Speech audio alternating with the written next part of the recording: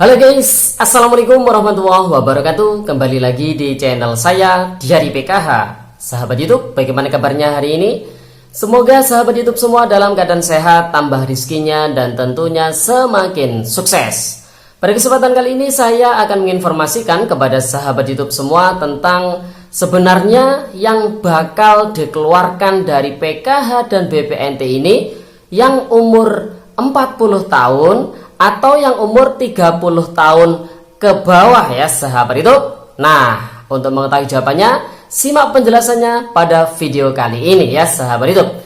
Oke sahabat YouTube, bagi yang bergabung dan baru kenal dengan channel Diari PKH, saya ucapkan selamat datang dan terima kasih banyak.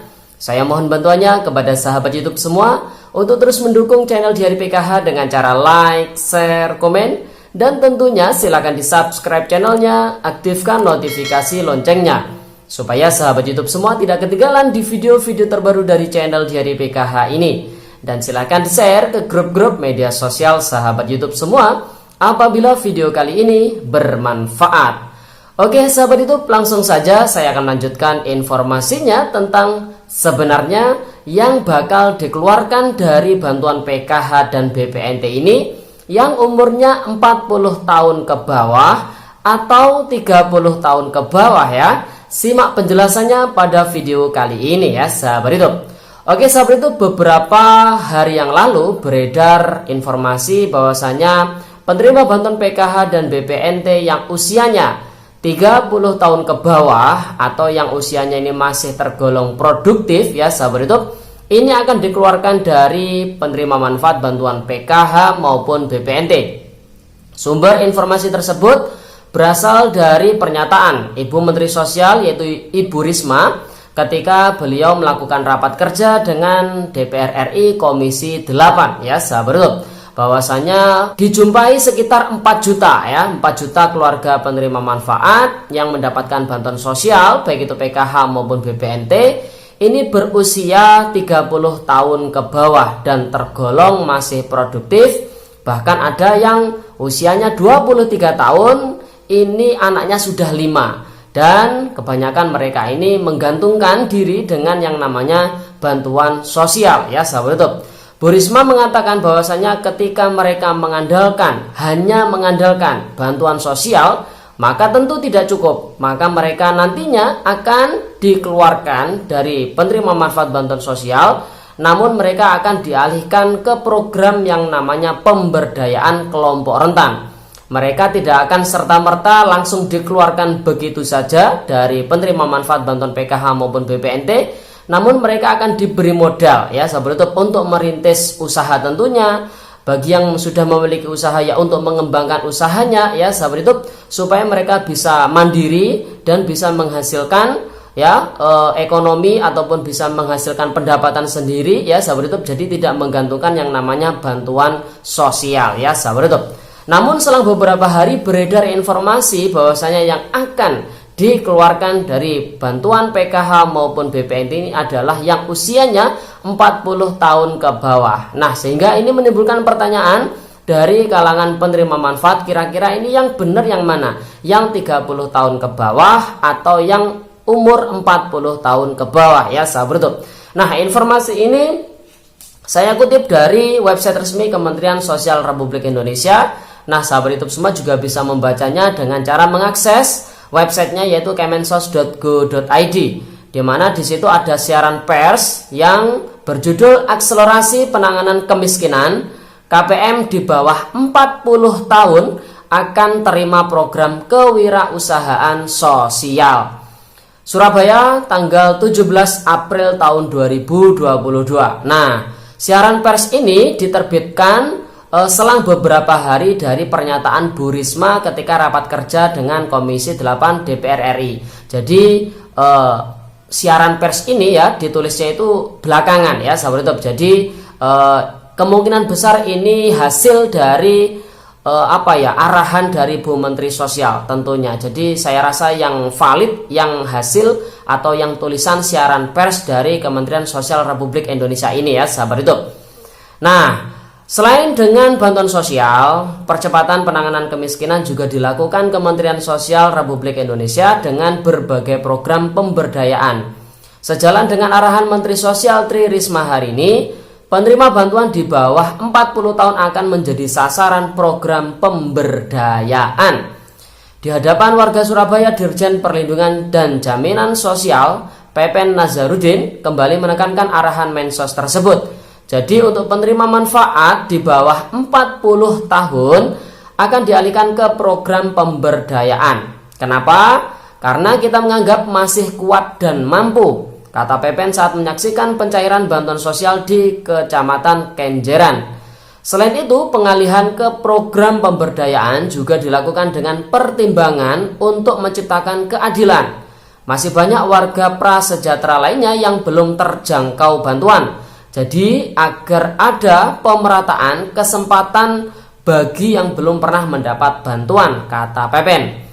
Kemensos telah menyiapkan program kewirausahaan sosial atau namanya Prokus ya sahabat YouTube, dengan sasaran peserta program Keluarga Harapan atau PKH graduasi yang memiliki rintisan usaha. Jadi sebenarnya Kementerian Sosial itu sudah menyiapkan program kewirausahaan sosial atau yang disingkat Prokus ya sahabat YouTube, di mana sasaran program Prokus ini adalah peserta program Keluarga Harapan yang sudah graduasi dan sudah memiliki rintisan usaha. Namun kembali lagi, bagi KPM PKH graduasi yang memiliki rintisan usaha, supaya mendapatkan bantuan Prokus ini tentu yang menetapkan adalah dari Kementerian Sosial Republik Indonesia langsung ya, berdasarkan laporan dari masing-masing pendamping sosial PKH-nya. Program tersebut diharapkan menjadi jembatan bagi mereka yang memiliki rintisan usaha sehingga lebih berkembang. Peserta Prokus nantinya tidak hanya mendapatkan bantuan modal usaha, tetapi juga mentoring atau pendampingan. Mereka akan terhubung dengan lembaga-lembaga permodalan seperti koperasi, ujar Pepen. Ini adalah cara Kementerian Sosial hadir dan membuat masyarakat prasejahtera semakin mandiri secara ekonomi.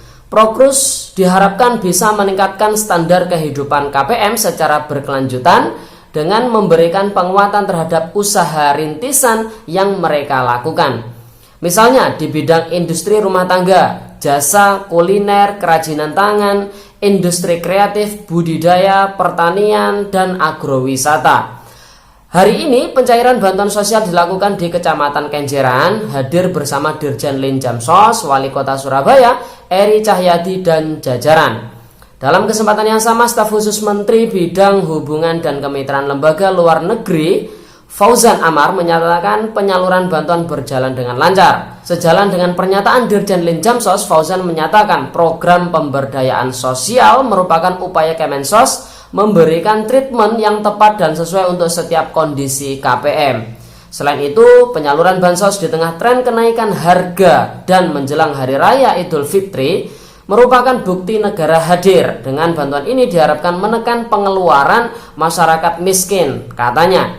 Wali Kota Eri Cahyadi berpesan kepada para KPM agar tidak semata mengandalkan bantuan sosial dari pemerintah.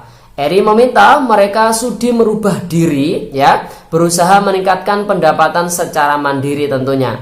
Pemkot sudah menyiapkan berbagai pelatihan untuk meningkatkan kemandirian KPM. Jangan hanya mengandalkan bansos. Terima kasih kepada Ibu Menteri, Pak Dirjen, dan jajaran Kemensos, kata Eri. Nah, sahabat YouTube, jadi yang saya rasa lebih valid ya antara umur 30 tahun atau umur 40 tahun. Jadi yang positif ini berdasarkan siaran pers dari website Kementerian Sosial Republik Indonesia ini.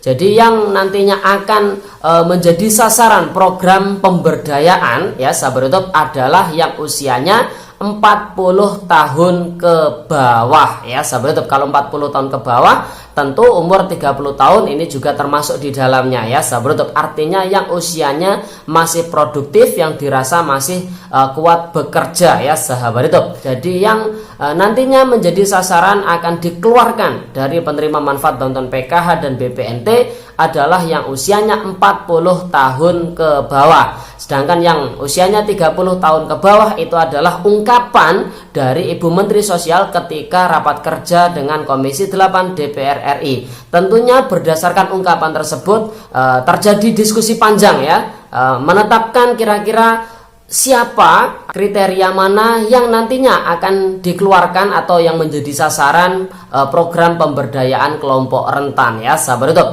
Salah satu contoh pemberdayaan yang sudah nyata, yang sudah eksis di Kementerian Sosial Republik Indonesia adalah Prokus ya, program kewirausahaan sosial yang menyasar para KPM PKH graduasi yang sudah memiliki rintisan usaha. Tentunya nanti di tahun 2023 ya sahabat YouTube, program pemberdayaan kelompok rentan ini sasarannya akan lebih luas karena akan menyasar di kelompok bantuan BPNT juga ya sahabat YouTube. Tentunya mari kita doakan semoga apa yang dicita-citakan ya sahabat YouTube ini menjadi kenyataan, dan tentunya ini semuanya demi kebaikan bagi penerima manfaat ya sahabat YouTube, dan juga sebagai asas keadilan supaya yang masih belum terjangkau bantuan sosial padahal ini sangat layak untuk mendapatkan bisa juga merasakan bantuan sosial ya sahabat YouTube. Oke sahabat YouTube, itu informasinya, semoga video ini bermanfaat dan sampai jumpa di video-video terbaru di channel Diari PKH yang akan datang. Sekian, terima kasih, salam PKH, wassalamualaikum warahmatullahi wabarakatuh.